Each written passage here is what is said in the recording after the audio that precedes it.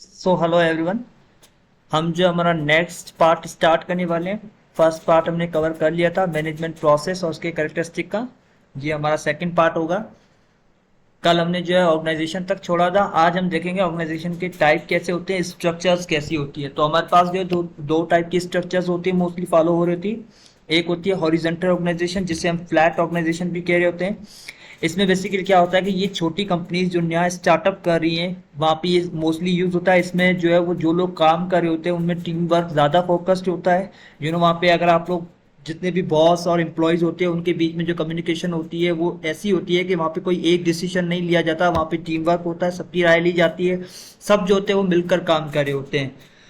Suppose अगर हम किसी वार्ड की बात करें, मान लो किसी कार्डियक वार्ड में जो है एज ए नर्स आप काम करें, तो वहाँ पे जितने भी नर्सेज होंगी, वहाँ पे जितने भी डॉक्टर्स होंगे, जितने फार्माकिस्ट होंगे, न्यूट्रिशनिस्ट होंगे, थेरेपिस्ट होंगे, ये सब लोग मिलकर काम कर रहे होंगे ताकि जो पेशेंट का ट्रीटमेंट है वो अच्छे से हो सके, जिसमें जो है सारी चीज़ें या सब लोगों का जो इनपुट होता है। तो ऐसी जब ऑर्गेनाइजेशन होती है जिसमें सब लोग जो काम कर रहे होते हैं, जिसमें ज़्यादा स्टेप्स को फॉलो नहीं करना पड़ता, ज़्यादा जो ऑर्डर्स नहीं होते, जिसमें जो ऑर्डर्स होते हैं वो कलेक्टिवली होते हैं, कोलाब्रेशन पे ज़्यादा फोकस होता है, ऐसी ऑर्गेनाइजेशन स्ट्रक्चर को हम कहते हैं। ये हमारे पास कौन सी है? हॉरिजॉन्टल है। और ये जो मोस्टली यूज होती है जो छोटी छोटी ऑर्गेनाइजेशंस होती है ना, वहाँ पे ज़्यादा यूज होता है।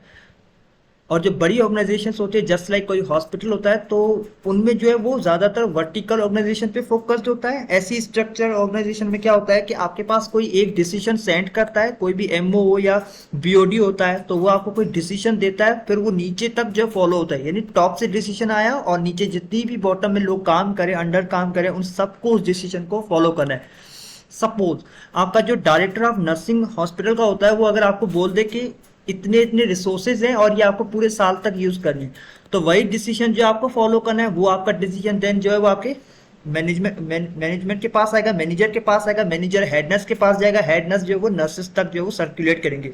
यानी टॉप से कोई डिसीजन आया और वो जो नीचे तक सर्कुलेट हो गया। तो ऐसी जो ऑर्गेनाइजेशन स्ट्रक्चर्स होती है जो कि मोस्टली वाइड जो कंपनीज होती हैं, जिनका जो एरिया जो होता है वो बड़ा होता है, हॉस्पिटल्स वगैरह होती है, वहां पे ये ऑर्गेनाइजेशन स्ट्रक्चर ज्यादा यूज हो रही होती है।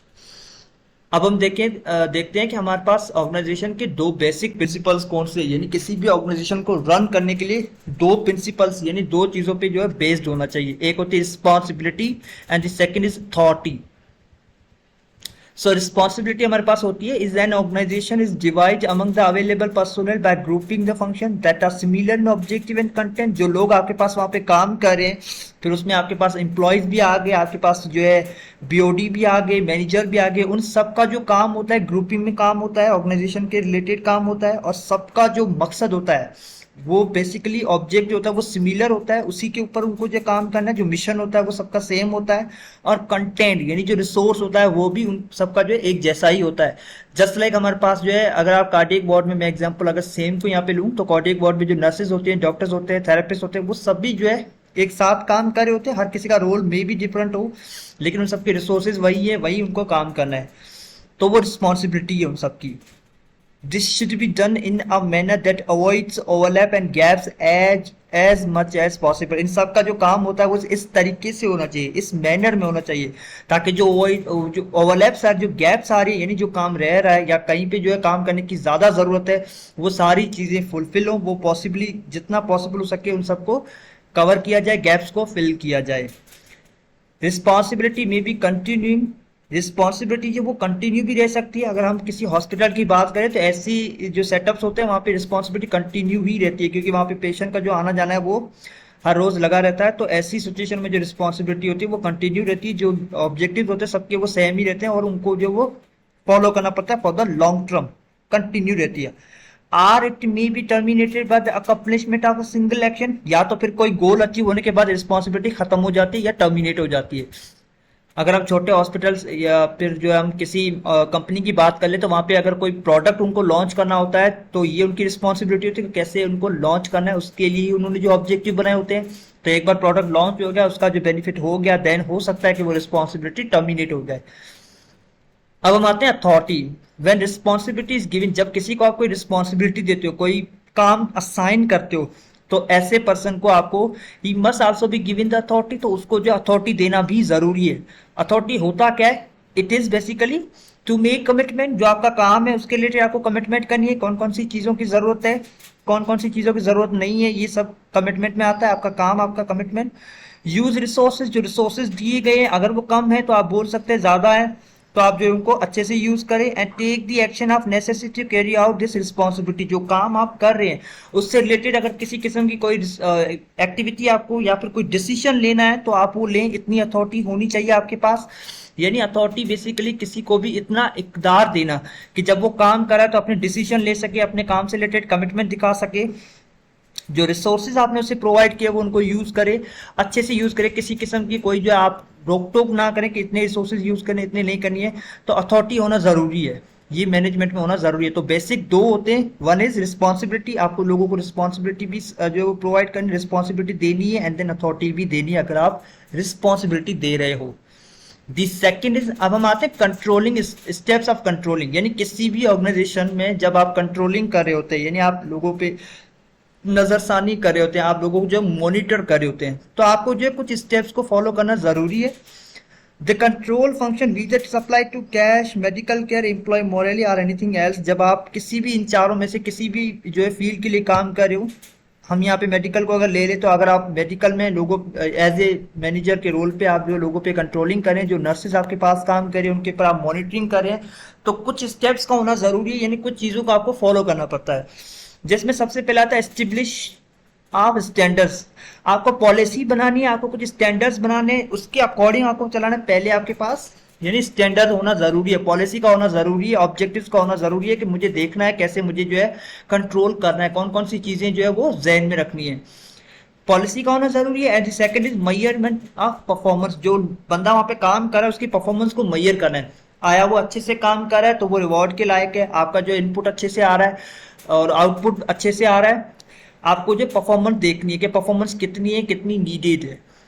Comparing the actual result with the standard, जो एक्चुअल रिजल्ट आपके पास आ रहा है उसको जो आपकी पॉलिसी से या आपके ऑब्जेक्टिव से मैच करना है कि वो उतना सफिशिएंट है, काम हो रहा है, अच्छे से हो रहा है। करेक्टिंग डेविएशन फ्रॉम स्टैंडर्ड, जहां जहां पे भी गैप्स हैं या फिर जहां पे जो जरूरत है वहां पे आप जो अपने स्टैंडर्ड्स के अकॉर्डिंग वहां पे आप डेविएशन कर सकते हैं, कुछ चीजों को जो आप वो मैनेज कर सकते हैं अगेन।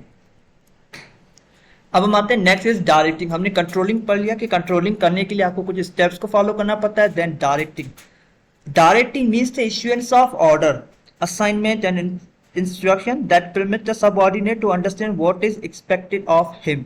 डायरेक्टिंग बेसिकली आपके पास होता है कि आप लोगों को इश्यूएंस करें ऑर्डर, यानी असाइन करें, टास्क को असाइन करना, उनको जो एक वे दिखाना कि क्या काम उनको करना है क्या नहीं करना है, उनको इंस्ट्रक्शन प्रोवाइड करना और उनको ये बताना कि आप क्या एक्सपेक्ट करते हैं उनसे, आप क्या चाहते हैं, आप क्या समझते हैं कि उनके काम से आपको क्या फायदा होगा, ये सारी चीजें बताना, इसे हम कहते हैं डायरेक्टिंग, यानी लोगों को गाइड करना। And the guidance and overseeing of the subordinate so that he can contribute effectively and efficiently to attainment of organization objective, उनको गाइड करना, उनको जो है नजर में रखना ताकि जो ऑब्जेक्टिव है आपके ऑर्गेनाइजेशन के वो इफेक्टिवली और इफिशिएंटली मीट हो जाए, अटेन हो जाए, ये होता है आपका डायरेक्टिंग। अब डायरेक्टिंग को करने के लिए भी आपको कुछ एक्टिविटीज यानी कुछ स्टेप्स को फॉलो करना पड़ता है, तब जाके आपकी डायरेक्टिंग अच्छी होती है। जिसमें सबसे पहले आता है कि गिविंग ऑर्डर, आपको लोगों को ऑर्डर देने, टास्क असाइन करने, असाइनमेंट देनी है, सुपरविजन करनी है, जो वो असाइन आपने किया है उसको टास्क, उसके ऊपर आपको सुपरविजन करनी है, नजर रखनी है कि वो असाइनमेंट कैसे हो रहा है, कैसे नहीं हो रहा है, कहाँ कहाँ पे गैप्स आ रहे हैं। लीडिंग, यानी आपको लीड करना है, हर चीज को लीड करना है, आपको जो वो एम्प्लॉयज को भी लीड करना है, रिसोर्सेज को भी लीड करना है। मोटिवेटिंग, जो एम्प्लॉय वहाँ पे काम करे उनको मोटिवेट करना है, अच्छा काम करा है तो रिवॉर्ड करना है उनको। अगर यहाँ पर कोई एम्प्लॉय जिसको जरूरत है वो थोड़ा कंफ्यूज हो रहा है, वहाँ पे भी आपको उसको मोटिवेट करना है कि तुम कर सकते हो, तुम्हें अगर सपोर्ट की जरूरत है तो हम आपको सपोर्ट प्रोवाइड करेंगे, आपको मोटिवेट करना है ना इन सब चीजों में। कम्युनिकेशन स्ट्रांग होनी चाहिए, हर चीज का जो इंस्ट्रक्शन क्लियर होना चाहिए ताकि उसको समझ में आ जाए कि आप उससे क्या चाहते हैं और कैसे उसको काम करना है। अब कोई भी मैनेजर इफेक्टिव कैसे होता है, अगर आप मैनेजमेंट में मैनेजर का रोल कर रहे हैं तो कौन सी क्वालिटीज आपके अंदर होनी चाहिए। दे केयर, पहले तो जो लोग आपके पास काम करें, एम्प्लॉय काम करें या जो लोग आपकी सर्विस ले रहे हैं, अगर हम हॉस्पिटल की बात करें तो नर्सेज हो गई, ये सारे आपके एम्प्लॉयज हैं, डॉक्टर्स वगैरह। जो पेशेंट है आपके पास वो आपकी सर्विस ले रहा है तो आपको केयर देना जरूरी है, आपको उनके अकॉर्डिंग जो एहसास का होना जरूरी है। They have a good sense of humour, उनका जो सेंस ऑफ ह्यूमर है वो अच्छा होना चाहिए, हर बात को समझना होना चाहिए कि जितने भी उनके प्रॉब्लम्स हैं उनको सॉल्व करना strongly. They have a strong people skills, जो उनके इर्द गिर्द लोग काम कर रहे हैं उन सबसे जो है कम्युनिकेट करने के लिए जो आपके स्किल्स होने चाहिए वो स्ट्रांग होनी चाहिए। They possess strong communication skills both verbal and written, जो लोग आपके पास काम कर रहे हैं उनके साथ जो आपकी कम्युनिकेशन होगी वो स्ट्रांग होनी चाहिए, वो वर्बली और रिटन दोनों तरीके से अच्छी होनी चाहिए। दे have a sense of fairness in dealing with people and issues, जो लोग उनके साथ एम्प्लॉय वगैरह उनके अंडर काम करें उनकी जो प्रॉब्लम्स है उनको डील करने का जो सेंस ऑफ ह्यूमर होना चाहिए वो भी अच्छा होना चाहिए, ताकि जो इशू ऑर्गेनाइजेशन के लिए भी आ रहे हैं, जो लोग सर्विस ले रहे हैं उनको आ रहे हैं, उन सब की जो प्रॉब्लम्स है वो रिजॉल्व करने की एबिलिटीज होनी चाहिए। They exit consistency in behaviour, they are able to control emotions and keep them out of decision making, अपने इमोशंस को जो है अपने डिसीजन में जो है वो नहीं लाना, अपने इमोशंस को साइड पे रख के आपको अपने डिसीजंस लेने हैं। They believe that employ are more important, और जो इफेक्टिव मैनेजर होता है उसके अंदर ये क्वालिटी होना जरूरी है कि वो इस बात को एक्नॉलेज करे, समझे कि जो एम्प्लॉय उसके पास काम कर रहा है वो ज्यादा जरूरी है उसकी ऑर्गेनाइजेशन के लिए, उसकी ऑर्गेनाइजेशन के गोल्स को अचीव करने के लिए। दे आर ऑनेस्ट, ऑनेस्ट होना बहुत ज्यादा जरूरी है, जो रिसोर्सेज प्रोवाइड करे वो टाइम टू टाइम प्रोवाइड करे। They are willing to seek input from employ and build consequence, वो इस काबिल होने चाहिए कि जो एम्प्लॉय उनके पास काम करे उनसे काम कैसे लेना है कैसे नहीं लेना है और उनको एक्नॉलेज करना। They have a well control egos, उनके ईगोज जो है उनके कंट्रोल में होना जरूरी है, अपने ईगोज को साइड पे रख के डिसीजंस लेने हैं, फेयरनेस करनी है। They are self confident and secure, उनकी जो नॉलेज है वो अच्छी होनी चाहिए, कॉन्फिडेंट होने चाहिए। दे आर गुड लिसनर, हर चीज को समझना सुनना ज्यादा इंपॉर्टेंट है, गुड लिसनर होना जरूरी है। दे possess the ability to direct when needed without abusive or offensive, ऐसे डिसीजन लेना जो कि अब्यूसिव ना हो, किसी ऐसी लैंग्वेज में ना हो जो किसी को हर्ट कर सके, ऑफेंसिव होना उससे दूर रहना जरूरी है। They have a sincere interest in the people and their well being, उनका जो इंटरेस्ट हो जो लोग सर्विस ले रहे हैं उनकी वेल बीइंग के अकॉर्डिंग होना चाहिए, उनकी बेहतरी के लिए भी होना चाहिए, सिर्फ अपना फायदा इंपॉर्टेंट नहीं है, दूसरों का फायदा देखना भी जरूरी है कि उनकी ऑर्गेनाइजेशन क्या उनको फायदा दे रही है क्या नहीं दे रही है। They have a good perspective, initiative abilities, they are mature, they allow others to get credit for the positive outcome and they want their people to succeed, वो जो एम्प्लॉय उनके पास काम करे उनको जो इतना क्रेडिट देना जरूरी है, पॉजिटिव क्रेडिट, ताकि जो आउटकम आ रहा है अगर वो उनके लिए जो जरूरी है उनकी ऑर्गेनाइजेशन की सक्सीड के लिए जरूरी है। They are willing to admit to their own short coming and mistakes, वो इस काबिल होना चाहिए, ये बहुत ज्यादा इंपॉर्टेंट है कि अपनी गलतियों को एक्सेप्ट कर सके कि हाँ मुझसे अगर ये गलती हुई है तो कैसे ये सही हो सकती है, दूसरों की राय लेना इंपॉर्टेंट है। ये सारे वो कैरेक्टरिस्टिक है जो कि एक मैनेजर में होना जरूरी है टू बी इफेक्टिव। अब हम देखते हैं कि अगर नर्स एज ए मैनेजमेंट में रोल अपना अदा कर रही है तो उसको डायरेक्टिंग ऑर्गेनाइजिंग कैसे करनी है। डायरेक्टिंग बेसिकली जो हमने ऊपर पढ़ा था कि अगर आप एज ए नर्स काम करें तो डायरेक्टिंग मीन्स आपको लोगों को असाइनमेंट देना, उनके जो काम को डायरेक्ट करना स्ट्रक्चर वे में, ताकि उनको समझ जाए कि आप क्या एक्सपेक्ट करते हो। जब एक इंटर्न जो है वो हॉस्पिटल में फर्स्ट टाइम जाता है तो हेड नर्स उसको बताता है कि हॉस्पिटल क्या उससे जो एक्सपेक्ट कर रहा है, कैसे उसे केयर देनी, कितना काम करना है, कितने आवर्स काम करना है, कौन कौन से टास्क उसको असाइन किए जाते हैं, कैसे कैसे उनको जो काम दिया जाता है, ये वो सारी चीजें जो बेसिकली हम डायरेक्टिंग में देख रहे होते हैं। ऑर्गेनाइजिंग होता है बेसिकली कि जो काम आपने उन लोगों को दिया है वो ऑर्गेनाइज वे में हो रहा है या नहीं हो रहा है, ये सारी चीजें जो एज ए नर्स आप देख रहे होते हैं। ऑर्गेनाइजिंग में ये भी आता है कि आप मॉनिटर कर रहे होते हैं कि जो असाइनमेंट आपने दिए वो कितने अच्छे से हो रहे हैं, कितने अच्छे से नहीं हो रहे हैं, कहाँ कहाँ पे गैप्स हैं, तो आप जो उन गैप्स को फिलअप कर सकें। ये वो दो रोल्स हैं जो कि बेसिकली नर्स जब वो मैनेजमेंट के रोल में होती है तो वो अदा कर रहे होते हैं। अब हम आते हैं strategic planning. Strategic planning basically nursing में यूज होने वाली मैनेजमेंट की एक स्टेप का हम, जिसका जो वाइडली यूज होता है नर्सिंग में। अब ये कैसे यूज होता है हम देखते हैं। Strategic planning in nursing management involve the development and implementation of long term strategies. ये बेसिकली जो है नर्सिंग मैनेजमेंट में यूज होता है ताकि जो नर्सिंग मैनेजमेंट उसकी डेवलपमेंट और इम्प्लीमेंटेशन फॉर लॉन्ग टर्म, बड़े अरसे के लिए हम जो इसे यूज करते हैं, एक स्ट्रेटजी एक टेक्निक है ये, to achieve the goal and objective of health care organization within the context of nursing care, ताकि जो ऑर्गेनाइजेशन की हेल्थ केयर सिस्टम में वो बेहतर हो सके नर्सिंग के हवाले से। तो इसके लिए हम जो स्ट्रेटेजिक प्लानिंग यूज करते हैं। स्ट्रेटेजिक प्लानिंग में होता क्या है? Strategic planning help in knowing what we are. Strategic planning हमें ये बताती है कि हम क्या हैं, हमारी अपनी जो नॉलेज, हमारे अपने जो है एथिक्स, हमारे अपने जो है एटीट्यूड वो क्या होना चाहिए, and where we want to go so that environment threat and opportunity can be exploited. और हमको जो है वो कैसे चलना है ताकि जो हमारे पास एनवायरमेंट में थ्रेट आएंगे, जो मुश्किलात आएंगे और जो अपॉर्चुनिटीज आएंगे अपॉर्चुनिटीज हैं तो उनको ग्रैब कर सकें, और अगर थ्रेट आ रहे हैं तो उनको हम सबसाइड कर सकें, यानी इस काबिल बनाना हमें। तो वो हम स्ट्रेटेजिक प्लानिंग के जरिए कर सकते हैं कि हम क्या है, हमारी नॉलेज कितनी होनी चाहिए, ताकि जो हम आगे इस तरीके से चलें कि जो थ्रेट आ रहे हैं, जो हमारे पास अपॉर्चुनिटीज आ रही हैं, उन दोनों को हम जो बैलेंस कर सकें। गिवन द स्ट्रेंथ, ये हमें ताकत देती है, एंड वीकनेस ऑफ ऑर्गेनाइजेशन, और जो वीकनेस है जहाँ पे गैप्स हैं हमें फाइंड करने की, जो वो नॉलेज प्रोवाइड करती है। Strategic planning basically may be defined as a, ये कैसे defined, as a process of determining the objective of organization and the resources to be use. ये हमें बताता है कि जो हमारे पास ऑब्जेक्टिव्स हैं, जो हमारे मकसद हैं, और जो रिसोर्सेज हैं ऑर्गेनाइजेशन के, कैसे यूज करके, जो है इन दोनों को यूज करके हमें हमारे ऑब्जेक्टिव को अटेंड करना है। Also the policy to govern the acquisition, utilization and disposition of these resources, और हमें ये बताता है कि जो हमारी पॉलिसीज है, हॉस्पिटल की पॉलिसीज है, उसके अकॉर्डिंग कैसे हमें जो एक्विजिशन करनी है, मिलाना है, उनको यूटिलाइज करना है रिसोर्सेज को, और कैसे जो हमें वो रिसोर्सेज जो है उससे फायदा हासिल करना है, ये हमें स्ट्रेटेजिक प्लानिंग बताती है। अब जो स्ट्रेटेजिक प्लानिंग होती है वो बेसिकली 4 स्टेप्स में होती है, जिसमें सबसे पहले मिशन और विजन देखा जाता है, कि हमारी पॉलिसी देखी जाती है हमारी हेल्थ केयर सेटअप की, कि क्या हम जो है वो कर सकते हैं और कैसे हमारे ऑब्जेक्टिव को अचीव करते हैं, मिशन क्या है, विजन क्या है, मकसद क्या है हमारे ऑर्गेनाइजेशन का, ये सबसे पहले जहन में होना जरूरी है। हम ये देखते हैं, ये बनाते हैं। देन स्वॉट एनालिसिस, ये हम आगे पढ़ेंगे क्या है हमारे पास। Then goals and objective set करते हैं कि हमें इनको अचीव करना है, ऐसे हमें चलना है। देन स्टेक होल्डर एंगेजमेंट, जो जितने भी हमारे पास वर्कर्स हैं, हमारे हमारे मैनेजर हो गए, हमारे जितने भी हेड हो गए, हमारे जितने भी स्टाफ हो गए, उन सबके साथ जो हमें एंगेज करना है, उन सबको हमें बताना है कि हमें कैसे चलना है। अब स्ट्रेटेजिक प्लानिंग के टाइप्स कितने होते हैं, कैसे जो है स्ट्रेटेजिक प्लानिंग जो वो हम कर रहे होते हैं उसके टाइप्स के according. Strategic planning deal with long term, मैंने कहा ना ये लॉन्ग टर्म होती है, हॉस्पिटल्स में तो ये लॉन्ग टर्म होती है, क्योंकि हम किसी भी वार्ड में अगर स्ट्रेटेजिक प्लानिंग करते हैं वो तो 1 साल या 2 साल की नहीं, बल्कि वो 10 साल या मे बी 15 साल तक के लिए हम करते हैं, किसी भी ऑर्गेनाइजेशन में या किसी भी वार्ड में। Even though it include business decision steps of new business unit, जब हम कोई न्यू बिजनेस ओपन करें तो उसके लिए भी हम डिसीजन लेते हैं इसके अकॉर्डिंग। न्यू फैक्ट्री अगर ओपन करें तो मर्जर्स, कोई भी 2 कंपनी एक साथ अगर काम करें तब भी हम जो स्ट्रेटेजिक प्लानिंग यूज करते हैं। या एक्विजिशन, जब हम कोई एक कंपनी जो दूसरी कंपनी को जो ओन कर रही है, खरीद रही है, तो वो भी इसको यूज कर सकती है। ज्वाइंट वेंचर, किसी एक प्रोजेक्ट पे अगर 2 कंपनियां काम कर रही हैं तो ऐसी सारी सिचुएशन में स्ट्रेटेजिक प्लानिंग यूज होती है। अब स्ट्रेटेजिक प्लानिंग जो होती है उसकी प्रोसेस क्या है, यानी कौन सी स्टेप्स हैं जिसके जरिए वो होता है।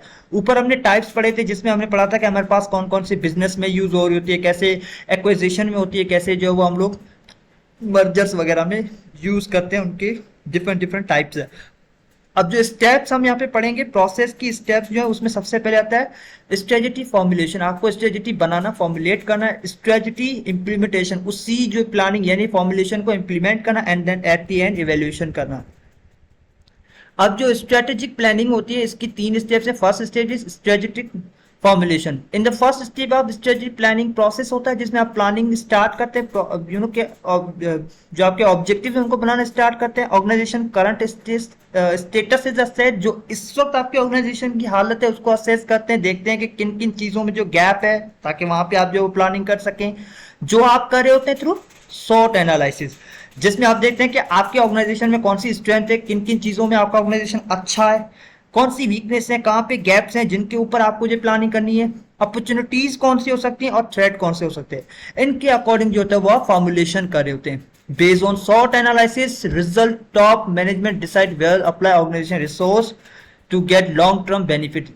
इस शॉर्ट एनालिसिस के थ्रू ही आप जो अपनी मैनेजमेंट में ये डिसाइड करते हैं कि कहाँ कहाँ आपको रिसोर्सेज ज्यादा यूज करने हैं, ताकि जो आपकी ऑर्गेनाइजेशन की स्ट्रक्चर वो लॉन्ग टर्म जो रन कर सके। अब शॉर्ट एनालिसिस बेसिकली एक निमोनिक होता है जिसमें स्ट्रेंथ, वीकनेस, अपॉर्चुनिटीज और थ्रेट होते हैं। स्ट्रेंथ में हम देखते हैं कि हमारे पास कौन सी चीजों में हम अच्छे हैं, things your medical business does well. आपके पास आपके अगर वार्ड की हम बात करें तो कौन कौन सी चीजों में आपका वार्ड अच्छा है। आपके पास सारी मशीन्स हैं, आपके पास सारे मॉनिटर जो है वो वर्केबल हैं, जितने भी आपके पास वाइटल्स ऑपरेटिंग मशीन्स हैं वो सारी वर्केबल हैं। तो इन सारी चीजों में ये क्या होता है, आपके पास स्ट्रेंथ कौन सी है, आपके पास जो वो नर्सेस का रेशियो अच्छा है, वर्कर्स का रेशियो अच्छा है, ये सारी आपकी स्ट्रेंथ्स हैं। क्वालिटी दैट डिफरेंशिएट यू, आपकी कौन सी वो क्वालिटी, वो खासियत है जो दूसरों से आपको अलग करिए। अगर आप क्रिटिकल केयर एरिया में और आपके पास ये सारी चीजें हैं और बाकी वार्ड से आप जो थोड़ा अलग है, आपकी क्वालिटी अच्छी है, आपकी जो इन्फेक्शन रेट रेशियो है वो भी कम है, तो ये सारी आपकी क्वालिटीज होती है कि वो आपको दूसरों से अलग करिए, और ये आपकी स्ट्रेंथ होती है। Internal resources such as skill staff, कितने आपके पास है। Intangible assets such as brand loyalty, followers, आपके कितने फॉलोअर्स है, कितना आपका जो वो काम लोगों तक रसाई हो रही है, कितने अच्छे से हो रहा है, ये सारी चीजें आपकी स्ट्रेंथ्स में आती है। Weakness, things your business lack, कौन सी चीजें जो आपकी बिजनेस में या आपके ऑर्गेनाइजेशन में लैक है, कमी है जिनकी। Things your competitor do better, आपका जो कॉम्पिटिटर है, जो आपसे दूसरी ऑर्गेनाइजेशन है, वो आपसे कितना अच्छा करिए और आप उनसे कितना पीछे। रिसोर्स लिमिटेशन, जो रिसोर्सेज आपको दिए गए उनकी कितनी लिमिटेशन है, कितने आपको यूज करने हैं, क्या वो कम सफिशिएंट है या नहीं है। Unclear unique selling propositions or lack of established brand. उसके बाद अपॉर्चुनिटीज है, यानी आपको ये देखना है understandable market for the specific services, आपको ये देखना है कि कौन कौन सी चीजें हैं जो मार्केट में स्पेसिफिक सर्विस के लिए यूज हो रही है, क्या वो आपके पास है। Few competitor in your area, आप ये देखें कि आपके एरिया में अगर कॉम्पिटिटर कितने, अगर के वो कम है तो वो आपके लिए एक अपॉर्चुनिटी है कि आप उनसे बेहतर कर सकते हैं। Emerging need for the surveillance press media coverage of your practice, कितनी मीडिया और कवरेज जो आपकी ऑर्गेनाइजेशन की है या नहीं है, आपकी ऑर्गेनाइजेशन किस तरीके से जो वो फेमस है। ट्रेड, राइजिंग कॉम्पिटिटर, अगर आपके एरिया में कॉम्पिटिटर बढ़ रहे हैं, ऑर्गेनाइजेशंस बढ़ रही हैं और वो आपसे अच्छे से काम कर रही है, तो ये आपके लिए थ्रेट है। Changing regulatory environment, negative press में मीडिया कवरेज, अगर कि आपके ऑर्गेनाइजेशन की इमेज जो है वो बाहर नेगेटिव जा रही है, तो ये भी थ्रेट है। Changing patient attitude toward your practice, आपके जो पेशेंट का जो आपसे सर्विस ले रहे हैं उनका एटीट्यूड आपके ऑर्गेनाइजेशन के लिए चेंज हो जाए, तो ये सारी वो चीजें जो थ्रेट है। तो ये हमारे पास शॉर्ट एनालिसिस है, इसको एक बार देखकर, इन सब स्टेप्स को देखकर कि आपके पास स्ट्रेंथ क्या है, वीकनेस क्या है, अपॉर्चुनिटीज कितनी है, थ्रेट कितने हैं, फिर उसके बाद जो आप अपना स्ट्रेटजी फॉर्मुलेशन करते हैं।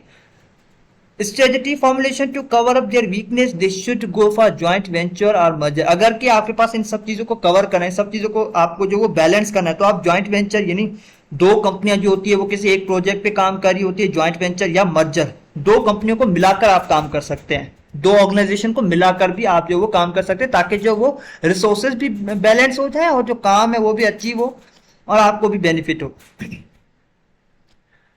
अब जो हमारे पास सेकंड स्ट्रेटजी है वो है इम्प्लीमेंटेशन। हमने ऊपर पढ़ा ना कि अगर वो सारी चीजों में गैप्स ज्यादा आ रहे हैं, आपके पास वीकनेस ज्यादा आ रही है, तो आप जो वो क्या कर सकते हैं, आप फॉर्मुलेशन में हमने पढ़ा कि आप वेंचर्स कर सकते हैं, आप जो मर्जर्स की तरफ भी जा सकते हैं, आप यानी दो ऑर्गेनाइजेशन को मिलाकर काम कर सकते हैं, किसी और के साथ भी आप काम कर सकते हैं। तो हमने स्टेप्स पढ़ी, अब उनको इम्प्लीमेंट कैसे करेंगे। In the second step, strategy is implemented to achieve specific goal and objective, जो आपने ऊपर अपना जो एक फॉर्मुलेट बनाया था उसको आपने इम्प्लीमेंट करना है, कैसे करना है ताकि आपके गोल और ऑब्जेक्टिव अचीव हो जाए। It is the responsibility of top management that they should clearly communicate strategy to the employee at all the level। जो अगर हमने वर्टिकल की बात करें ऑर्गेनाइजेशन में, अगर इस टाइप की जो आपके ऑर्गेनाइजेशन स्ट्रक्चर्ड है, तो आपको जो ऊपर से डिसीजन सर्कुलेट करना है, क्लियरली कम्युनिकेट भी करना है कि आपका डिसीजन क्या चाहता है, कौन सी स्ट्रेटजी आप यूज करें, हर एक एम्प्लॉय लेवल तक वो जो है पहुंचनी चाहिए। Implementation of strategy including developing framework, आपका जो फ्रेमवर्क है एक मैप बनना होना, मैप को बनाना जरूरी है। Ensure maximum usages of resources, जितने ज्यादा रिसोर्सेज यूज हो उतना ही आपको जो आउटकम बेहतर मिले। ये जो होता है आप बेसिकली क्या कर रहे थे, इम्प्लीमेंटेशन में देख रहे होते हैं।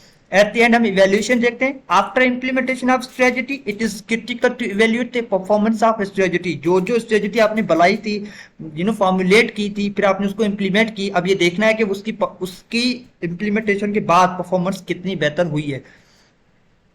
If the strategy achieving its objective then it's okay, अगर की स्ट्रेटजी के बाद आपके ऑब्जेक्टिव अचीव हो रहे हैं, गोल्स अचीव हो रहे हैं, इट्स ओके फाइन, ये सही है, ऐसे हम चल सकते हैं।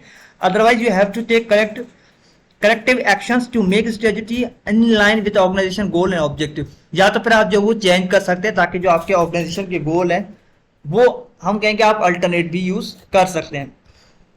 अब स्ट्रेटेजिक प्लानिंग को यूज करने के क्या क्या बेनिफिट है, ये नर्सिंग में यूज हो रहे होते हैं ना, हमने अभी ऊपर जितना बात की, हमने वार्ड्स में बात की, हमने जो हॉस्पिटल से रिलेटेड नर्सिंग की बात की, जहाँ पे ये ज्यादा यूज हो रहा होता है। इसके बेनिफिट क्या हो सकते हैं नर्सिस को, ये बेसिकली हेल्प करते हैं टॉप मैनेजमेंट को ताकि वो इफेक्टिव स्ट्रेटजीज बना सके, यानी शॉर्ट एनालिसिस करे, फिर जो वो फॉर्मुलेट करे, इंप्लीमेंट करे, इवेल्युएट करे, ये उनको ज्यादा बेहतर और इफेक्टिव वे बताती है। Strategic planning help to achieve long term goal and objective, strategic planning help to figure out weakness of an organization and develop strategic planning accordingly, ये हेल्प करता है कि कौन कौन सी वीकनेस है, वहां पे उसके अकॉर्डिंग ही आपको जो वो स्ट्रेटजीज बनानी पड़े। Strategic planning increase communication between top management and worker, ये आपको हेल्प करती है कि आपके जो वर्कर्स हैं और जो आपकी टॉप मैनेजमेंट है जो कि डिसीजन लेगी उनके बीच में आपके डिसीजन या आपकी कम्युनिकेशन है उसमें बेहतरी हो। सो ये हमारा सेकंड पार्ट है लीडरशिप मैनेजमेंट के जो है फर्स्ट चैप्टर का management process and it's characteristics. First part हमने कवर कर लिया था, ये हमने सेकंड भी कवर कर लिया।